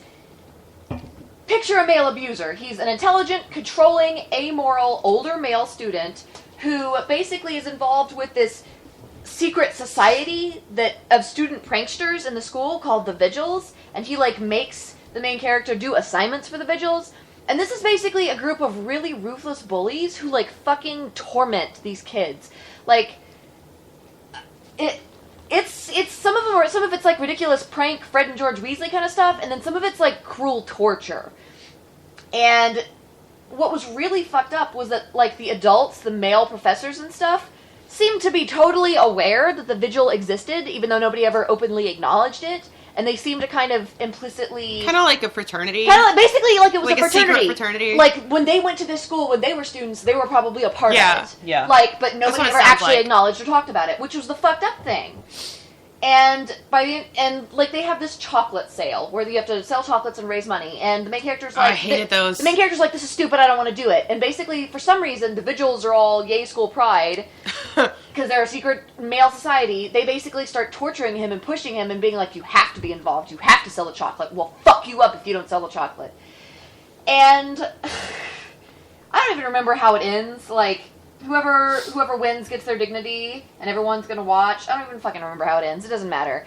But what I do remember is that, like, every 3 or 4 pages, because this, again, the main character is like a 15-year-old boy, every 3 pages, he would jerk off. It was totally first person, so you were like in this kid's head. That's the whole book. It's written from the perspective of his head, his thoughts. So every time he sees a woman, he objectifies her and sexualizes her and imagines her naked and imagines fucking her. So like Catcher in the Rye. Yeah, so it's, Yeah. you know, I'm sure if I read it now, I'll see lots of misogyny and sexism, but back then, I was just like, that's probably actually how boys think. Like, he's like looking at girls You're at like, the bus oh stop. god, this He is looks how at they girls- think. Yeah, he looks at girls at the bus stop that go to the Catholic all-girls school that's nearby and, like, imagines their tits under their thing and imagines them in their school, which, you know, those are normal, straight, 15-year-old boy thoughts. I mean, and jerking off, like, 3 times a day, that's pretty normal for that age, too. Like... That may have been how often I did it. Yeah, and because it's an all boys May have school, been. he has Might have conversations with other dudes, and they talk about shit, and they curse a lot, and they talk about jerking off, and like the reasons cited for banning it were a lot of it was the masturbation. I'm sure. How dare you masturbate? And it wasn't even like written all sexy. It would literally be like, I went into the bathroom stall and I tugged on my penis And then a minute later, I grunted and jizzed in the toilet bowl and flushed. Like, it's just, like, very matter of fact. I think that's what freaked him out. But that would it be better if he, like, lovingly described his penis? Just light candles and gently caress himself. I don't know. How do they think 15-year-olds That didn't bother me. masturbate? And them objectifying They the girls don't, though. didn't bother me. That's not what happens. What fucking bothered me, I remember being disturbed by some of the stuff in this book. What bothered me was the stuff that the bullies were doing to these kids. Like, there's one scene where he walks into a classroom in the middle of the night in a building that's supposed to be locked, and he finds another student who the vigils are always tormenting, and that the boy is, it's like 3 a.m. and the boy hasn't been able to go home since school ended, like 12 hours before, and he's like crying and like scrubbing the floor with his toothbrush that he has to use for the next week. Like, and he's just like, why don't you just go home? And he's like, I can't fucking go home. Are you fucking kidding? Because he's like a scholarship student or something. Yeah. Like, that's the scene, those are the scenes that fucked me up, that made me be like, maybe younger kids shouldn't read this, but like, you know, yeah. They were high school banned books. I was like, high schoolers can handle this, but maybe not. Yeah. It's another situation where you have the story about what's happening to high schoolers, what high schoolers are going through. And it's that brutal. for some reason is considered not Too much for acceptable. high schoolers. Too much for high Yeah. schoolers. I'm like, well, what do you think they're experiencing right now? You want to move to the next book? All right. Yeah. I Know Why the Caged Bird Sings by Dr. Maya Angelou. Oh, yay. I never got to read this one either. You didn't? It's basically like fictionalized autobiography of her Yeah. life. I say fictionalized because it's not like a matter of fact, like this is I mean, is no what happened in my autobiographies life. are. Yeah, no autobiographies are, but she really utilized like She woven just goes for it. themes and everything like that. But she embraces the fact that autobiographies are bullshit. Yeah. And just goes with it. So yeah, it's kind of fictionalized, but it's basically about her growing up in Stamps, Arkansas, with her grandmother and her older uncle and her brother, because their I think it's her brother, yeah, her older brother, because their parents abandoned them when they were like really little, so they had to go live with their grandmother. And it's basically about her life there and how at one point, like trigger warning, she is sexually abused and raped at one point, and it leaves her almost mute. Like she lost, basically the whole theme is that, or the major theme is that she lost her voice, and it's all about how she got it back. Yeah. And a lot of that had to do with basically literacy. That like it all boils down to literacy. I sense a lot of themes in this. Oh, yes. it's great. It's a lot about racism, not just not only institutionalized racism, but also like the daily shit, the humiliations they had to deal with, microaggressions and everything like that. I think it ends her final year of high school, I think, but she also at one point thinks that she might be a lesbian, and she gets pregnant too. It's just like pregnancy. It deals with teen pregnancy All and kinds rape, of shit, sexual man. abuse, queerness, racism. You just listed all the reasons why it's been censored. And those are all the reasons why I know, it's been banned. that's what I thought she was doing too. That's all the reasons why it's been banned, because it deals with those issues. It's also all the reasons why your kid should read it. Yes. Let's be real. It's because a black woman speaking. Yeah, and I do want to say, though, that this is definitely high school aged material. Yeah. Of course. I wouldn't expect a, like, 8th grade or younger. A 5th grader. Or anything. Yeah, I wouldn't, no. But high school age teenagers should be able to read this and understand it. But it's a very good book, and it's very important. It's an important book. You should read it. God damn it. Seriously. Alright, should we talk about the next one? Okay. Sure. I'm surprised I'm the only one that's read this one. I know. I have not read this one. Are You There, God? Are You There, God? It's Me, Margaret by Judy Blume. She had a lot of banned books. I went on She had a huge... Okay, so like I said, there were like at least 2 years where like I wouldn't read anything if it was about boys. You must have read a lot of Judy Blume. I read a shit ton of Judy Blume. I like it. My librarian totally went with it, though. She was just like, all right, this kid only wants to read about girls. I'm just going to give her books about girls. Like, done.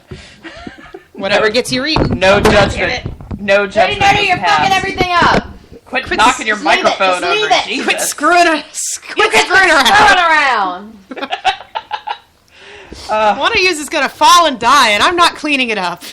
So, okay, so themes that are in this one is basically it's just about, I don't know, being a preteen woman girl. Yeah, like it was explained to me, like when I first heard about this book, I was told that it was all about a girl's first period. That's it's all not I was told all about it. Like, that's part of it. And I was like, oh, of course it's banned. Yeah, that's why it's banned. Right? It's because periods? It's because she talks about periods and about breasts and about, like, Her stressing out breasts. about your body changing and why hasn't it happened yet and all the other shit. There's a whole series of books that's been banned because a lot of them talk about bras and how to put on bras, and she's wondering how to do bras. I'm just like, I wondered that too. Yeah. Why can't I read a book? Some 6th grade girls have titties. Yep. Come on. And you need to learn how to deal with that. You need to learn how to deal with that. I'm sure you were confused when you first had titties. Yes, I was. Man. Lesbians. Totally related. Yes. So yeah, I just, like, I don't know why, like, I think every girl should be given this book at the age of 10 or so. Nice. Just be like, because she's trying to figure out how she feels about her religion. Because she's raised... I'm sure her parents are pushing that on her. She's raised Jewish, but she's allowed to, like, explore, basically. So the Jews she's are trying a little to figure... bit more relaxed. Yeah. So she's trying to figure out how she feels about the whole God thing, and a lot of the book is like her That's prayers. That's probably what pisses people off, is her questioning God. A lot of the book is like her prayers, which is why it's called "Are You There, God? It's Me, Margaret," because she's Are you praying, real? She's praying to God to, like, help her get her period before her friends do, or to help her grow breasts, but not too much, just enough, you know, and all this other stuff. Like, I don't know, it's the kind of shit that you go through when you're 10 or 11. Like, yeah. That's why it's banned. It's because it's female voices. Pretty much. Basically, when women speak, they seem to need to shut it down. Yeah. I think most of our books that we have picked are female writers / characters. Yeah, female writers. I did that on purpose, by the way. You're welcome. I was going to say, we were barely even doing it intentionally, though. We were just like... I kind of paid attention to it, but I also paid attention to non-white authors. Yep. Queer authors. And queer authors. So the next one, The Kite Runner. The Kite Runner by Khaled Hosseini. Is it Khalid? Khalid Hosseini. Khalid Hosseini. I could be wrong. Khaled Hosseini. I always said Khaled. Anyways, white pronunciation. Hashtag white people. White people. Anyway. I read this book whenever I was probably sophomore, junior in high school. I was on my own. I was a senior in high school, and I read this book because I went to, at the time I was I had just been accepted to university, and they had this freshman orientation thing one weekend, where you basically go and you stay in a dorm for a weekend. Like, you and a whole bunch of other seniors who are about to go to school here. And, the university has, I don't know if they still do it, but at the time they were doing this whole university-wide book study, basically, of The Kite Runner. You're talking about the one book. The one book. Yeah. They pick one book per year, and then, like, every freshman in a freshman English class reads that book. Yeah. And, like, I don't know why they do that. We got it for, everybody who went to this orientation got it for free, and I was, like, super anxious and stuff, so literally the first night I was there, I spent almost the entire night in my room reading this book by myself. This is a long book. It's a fucking great book. I read like half of it this night. It's a hard read. Not a hard read, it's an intense read. It's very intense. There are a few trigger warnings for rape, abuse, issues of shame. Yeah, a lot of the book deals with shame.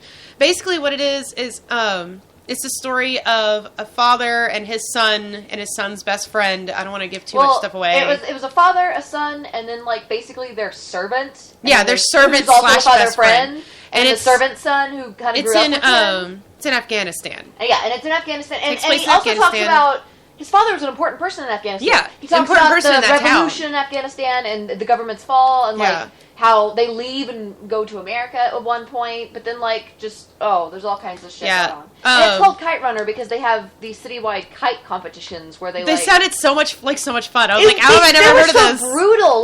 They were brutal. People were cutting other people's kite strings with razors on their kite. Shit. Well, it's because shit the was string. crazy. It's because the string the string itself that they use is sharp. It's not actually a razor. They were just running up on other people and jacking their shit up. It was they great. just control the kite so that it cuts the other one. And he talks about the blisters that show up on his hands. And the kite runner is there's one person assigned to basically chase after your kite Sort everywhere of. it goes, and they're supposed to. It's retrieve basically it. anybody who's not flying a kite can be a kite runner. They go and catch the kites that fall down. Basically. Well, the main and it's character, the last kite flying that wins. The main character of the story wins this big kite race thing, and the trophy that you want to bring home is the last kite to fall.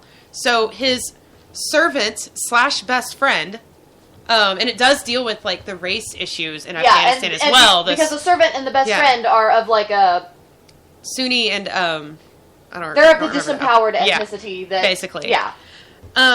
Well, a lot of the book has to do really devotion because his servant / best friend is extremely devoted to him, and he's extremely devoted to his own father, and so it has a lot to do with father-son relationships and devotion and shame and guilt and cultural values, cultural values, and honesty and oh yeah, his father said that didn't his father say the only sin he believed in was lying? Or no, theft. The only sin he believed in was theft. Because lying is stealing the truth. Yeah, everything boils down to theft. Murder is stealing life, and but yeah, it is a difficult read, and I'd say if it's going to be assigned in high school, that I would probably do junior, senior level classes. Yeah, definitely. I mean and I'm not saying it's not hard to read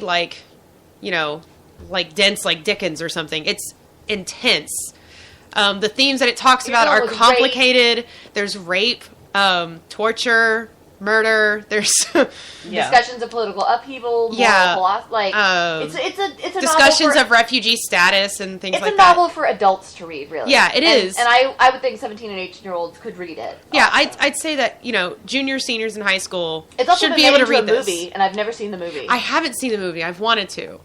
But it is one of my favorite books, and he also wrote another book. It wasn't on Yes, and I want to read another one. It's like 10,000 Suns. It's called 1,000 Splendid Suns, and it's basically, again, it takes place in Afghanistan. It's more modern. The other one, it takes place it was in the 70s and 80s, basically. 80s. Throughout this guy's childhood and adulthood.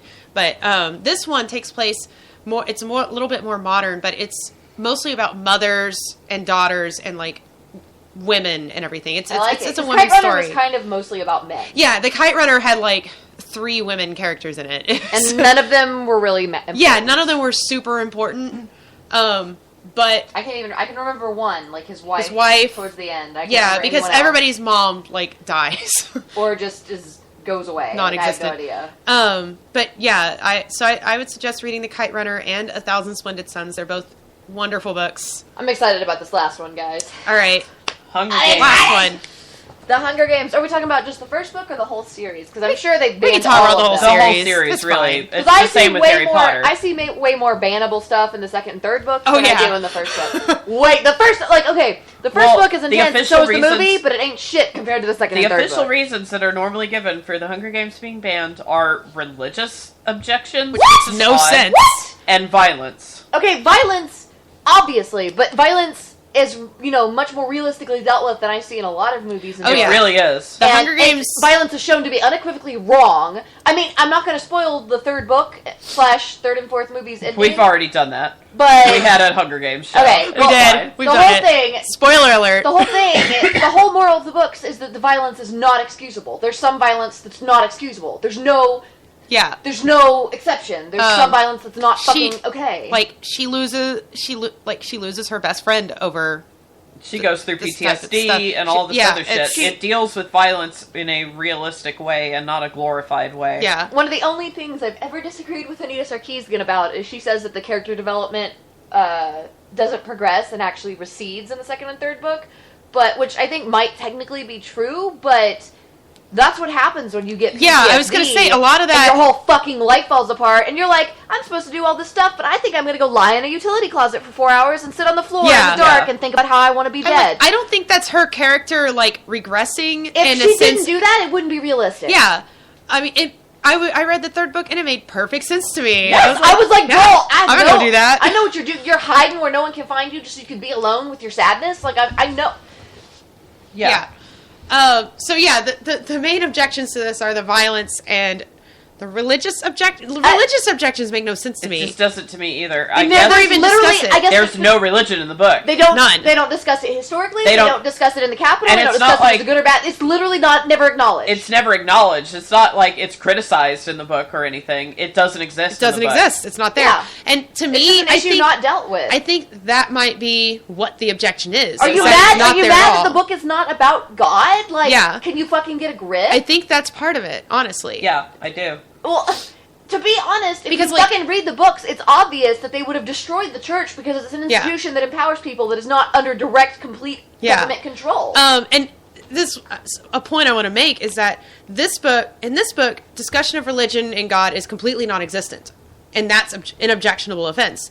Brave New World, however, completely gets rid of God actively and discusses. It's pointing out to you but how that's it's on got rid every of God. fucking AP English reading list I've ever seen. I know, and I think the Even reason though is it's a boring because book. in Brave New World, that is seen as a negative thing. Like, they talk about church and everything. They talk about the abolition of religion. Is it so over the top? It's that so it's over the obviously top terrible? that it's you're supposed to read it as a negative thing. This reminds me of George Orwell writing about the anti-sex feminists in 1984. Yes. I was Yeah. just like, It's lol, I want hilarious. to join the anti-sex brigade. Yep.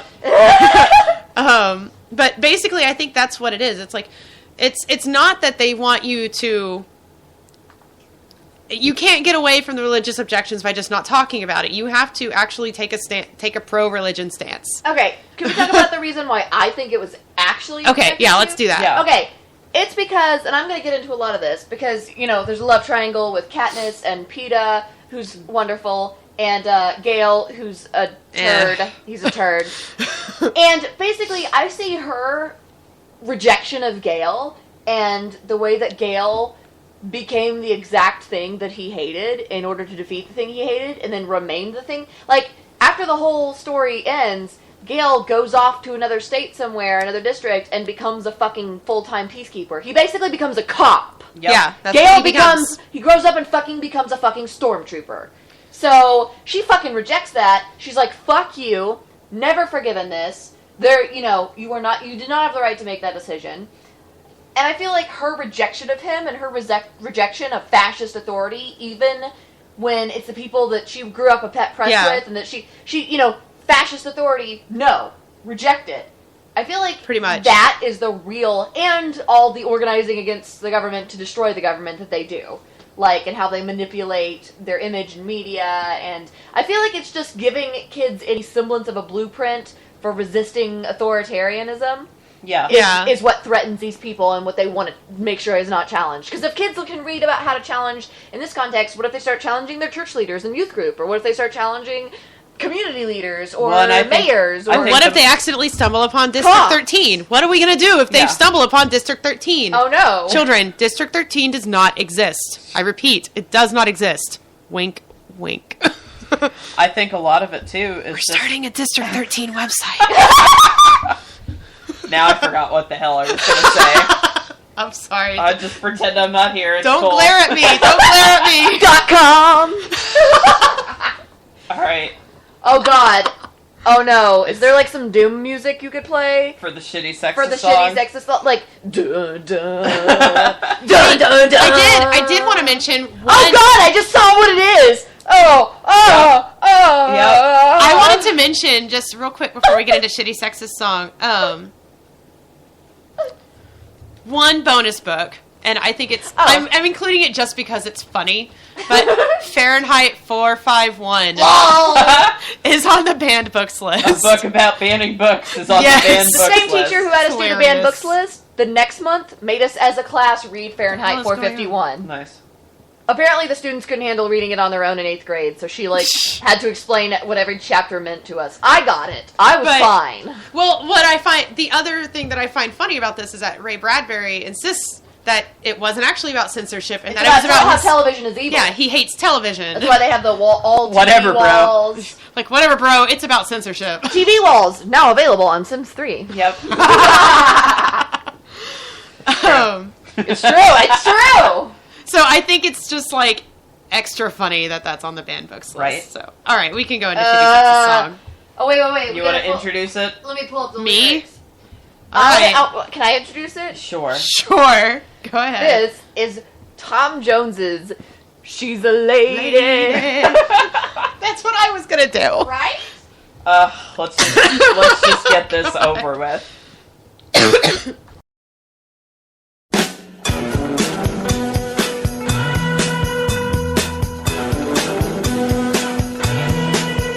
Well, she's all you'd ever want. She's the kind I'd like to flaunt and take to dinner. She's the kind you want to flaunt and take to dinner, because there's another type of woman that you want to keep secret that you can't take out in public. That's the other type of woman. Are we talking about, in quotations, the whore? Yes. The The whore virgin you don't- whore dichotomy. the That this the whore you entire don't take song. Yeah. Okay. But she always knows her place. She's got style, she's got grace. She's a winner.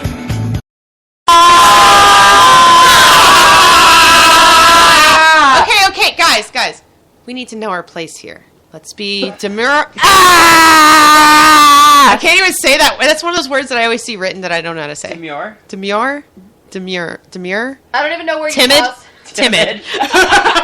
Let's just say timid. I think we. I'm gonna barf all screamed- over Tom. Is he still alive? Yes. I'm gonna go barf on his grave when he dies. All right. So basically, she always knows her place. She's got style. She's got grace. She's a winner. She always knows her place, though, is where we had to stop and Yeah. scream. Well, I think we screamed during the next line, so I wanted to throw that out there. I don't think He- we need to he explain why this is wrong. He approves of her not challenging his authority as Yes. a man, whatever the fuck that means. She has style and grace. She By always shutting knows up her and letting a place. man talk. Yep. What? She's got style. She's got grace when she accepts your bullshit. Okay. Apparently. Okay. She's a lady. Oh, she's a lady. Talking about that little lady. And the lady is mine. But she's never in the way. Always something nice to say. What a blessing. She's never in the way. This is all about how women aren't allowed to take up any space ever. Yeah.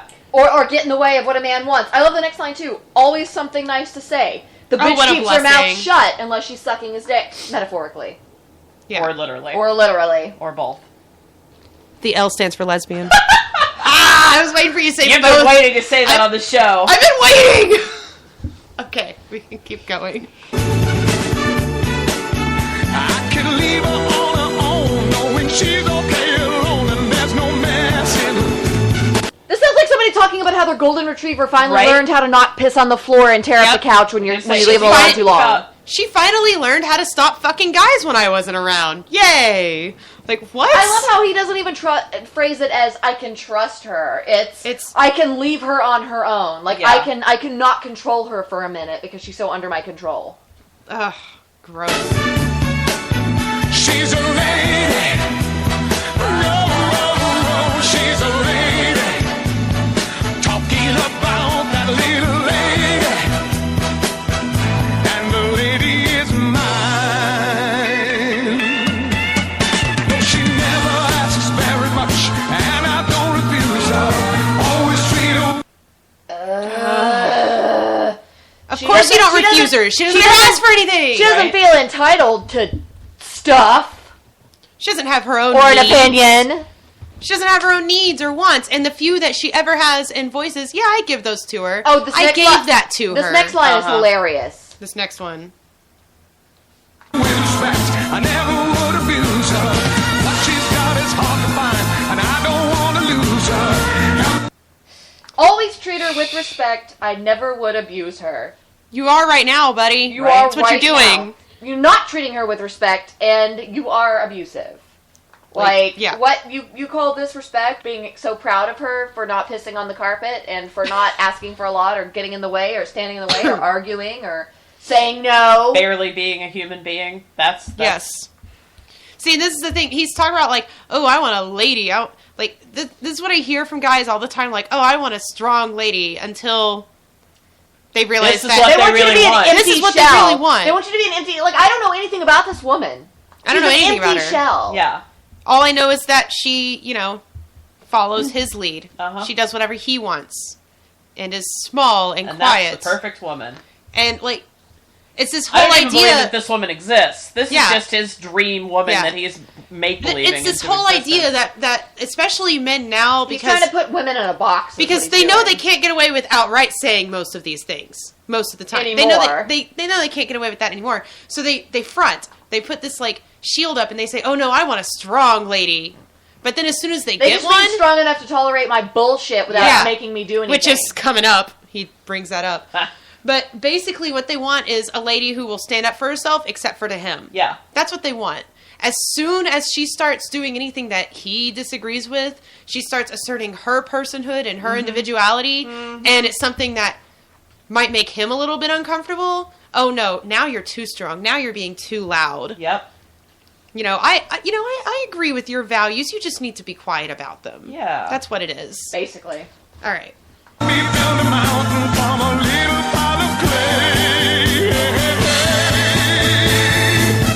Hashtag penis joke.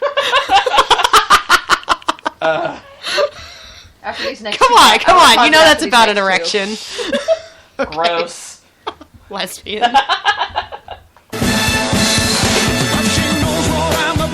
She can take what I dish out, and that's not easy. Okay, fucking I just line. wanna It's repeat- every line. She can take what I dish out. We're talking about tolerating abuse. We're literally talking about the quality of tolerating physical abuse, like it's physical and emotional and probably sexual and every other kind of abuse. Like it's actually a trait. Like, oh, she's thin, she's smart, she has great eyes, and she doesn't say anything when I hit her. Yeah, but didn't you know he would never abuse her? He already said that. So, obviously. Obviously he's not abusing the times her. he abuses her that aren't really abused because she asked for it, she knows the difference. Yeah. She's never going to say I abuse her. Yeah, she knows better. like Dory was saying, they want their women strong enough to deal with the man's bullshit, but not strong enough to actually stand up to it or say anything about it. They want us to have like a moral, like we would never, like it's shameful and unladylike to talk about the problems and abuse that goes on. It used to be explicitly spelled out to women that way, that it was shameful to talk about the things men did to you. How dare you talk shit that about you're him. airing dirty laundry and that sin is greater than the sin of them doing whatever it is they did to you in the first place. It's like, he didn't say anything bad about you, so Fuck why are you your saying stuff respectability bad about politics. him? Fuck your respectability politics. Yep. All right. Well, she knows me through and through, and she knows just what to do and how to please me. She's a lady. Oh, oh, oh, she's a lady. Talking about the little lady. And the lady is mine. It just repeats itself. Yeah. Okay, So then to we're recap, a woman is all the things you'd ever want to show off to other people, but she knows her place and she stays in her fucking lane, which is this tiny box in a circle that It's never not goes even an anywhere actual that I lane. built. It goes in a circle. It's a little thing I built, and it goes around and around me. And she lets me abuse her, and she never tells anybody about it, and I respect her and would never do that. But when I do, she tolerates it, and she's gonna do... You know what this song really is? He's explicitly spelling out that a woman's purpose in a capitalist society is to do all of this unpaid labor without expecting anything in return, without thinking she deserves anything in return, while being actively abused and taken advantage of, and she should have pride in it, and it's what makes her a real lady. Oh, That what she, does that That remind she you of? allows herself to be exploited in a capitalist, patriarchal society. This song is basically an instruction manual for how women should allow themselves to be exploited. Fuck capitalism. Never heard that from a dude before. I've never heard that before. Yeah. Ever. So never, new. ever. Very original. Wow. Fuck boys get money. Wow. We need to have, next time we're going to have an awesome song segment. We're going to show you a great song. Yes, we will. All right. Well, that's all the time we have. Be sure to join us next week. I think, maybe. Yes. And follow us on Facebook, Twitter, and on our blog at secularshethinkers.wordpress.com. I'm your host, Dory Mooneyham. Your co-hosts are Dirty Nerdy and C. Caitlin Fairchild is the Facebook admin and resident troll hunter. Our music includes Shouldn't Have Teased Me by Ms. Vibe, Iron Man by Sound J, I Don't Know by Grapes, Spinnin' by Alex Baroza, and February Mumble Mix by Incoherent Mumble Train featuring Calendar Girl. She Thinkers is sponsored by Audible.com and BeSecular.com. Thanks for listening. And now, in the interest of being fair and unbiased, here's tonight's counter-argument. They may say, how dare you restrict marriage as a union between one man and one woman? We say to them, how dare you try to redefine an institution that God himself ordained? That the fact of the matter is they can call a union other than one man and one woman by any name they choose. But the reality is you can rewrite 1,000 dictionaries. You can put on 1,000 TV shows. You can make 1,000 headlines. You can have 1,000 coming out parties. You can have 1,000 politicians affirm the lie, but the truth will still stand. And 1,000 years from now, marriage will still be a union between one man and one woman because God ordained it so. A storm is gathering. A storm of robo-sexual marriage that will rain down on us like fire. It's probably a firestorm. If robosexual marriage becomes legal, imagine the horrible things that will happen to our children. Then imagine we said those things, since we couldn't think of any. As a mother, those things worry me.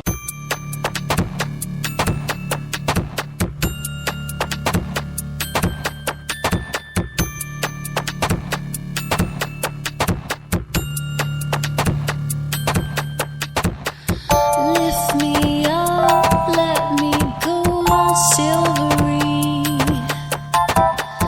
Planet smooth while you're lying next to me.